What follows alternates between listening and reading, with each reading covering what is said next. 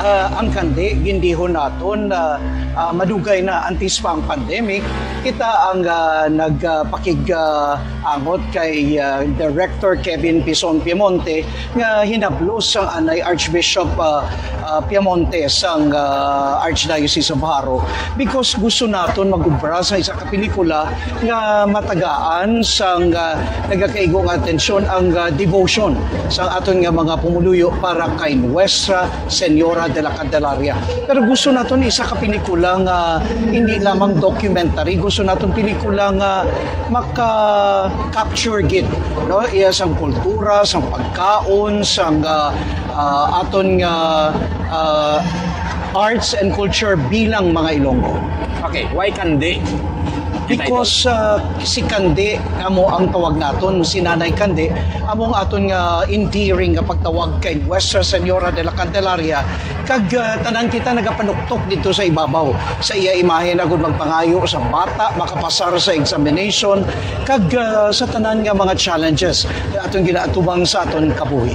Okay, you spend your own personal resources to put up this film. Ano ang nag-motivate sa inyo nga maghimo sang siningang pelikula?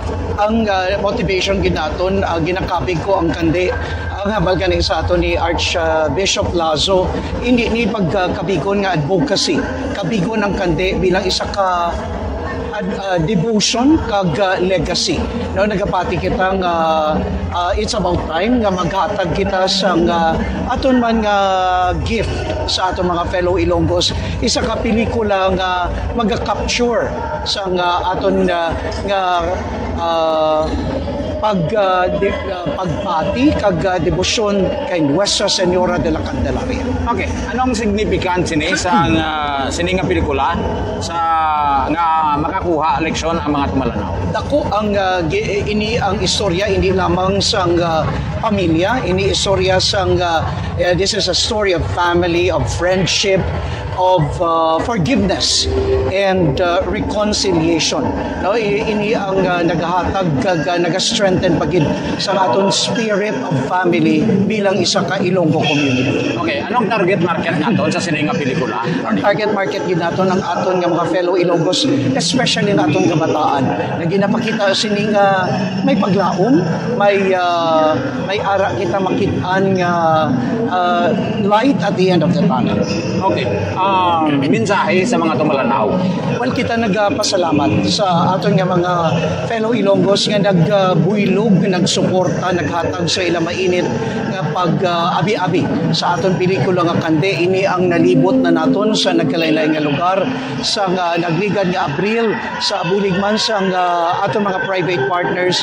Ang ini ang gipakita naton sa Iloilo Convention Center sa Masobra 16,000 ka mga estudyante sa syudad sa Iloilo. Gani subong ginalabutan naman ang aton nga mga kabataan kay aton mga pumuluyo sa probinsya sa Iloilo. Diri sa sumugod diri sa Banwa sang Kabatuan. After sini what? Ano dayon? Well, after sini padayon kita nga magsuporta sa aton mga komunidad ang kabahin sa dihon sa Kandi among Taos Puso Foundation. Ang Taos Puso Foundation na nagabulig sa mga marginalized women sa probinsya sa Iloilo. Kag after Kandi nagapati kitang mas mabuligan nato sila agon maka-create some more livelihood opportunities para sa aton mga pumuluyo. Amang sa mga parokya sa Kabanwahanan, Kabatuan pa lang ang first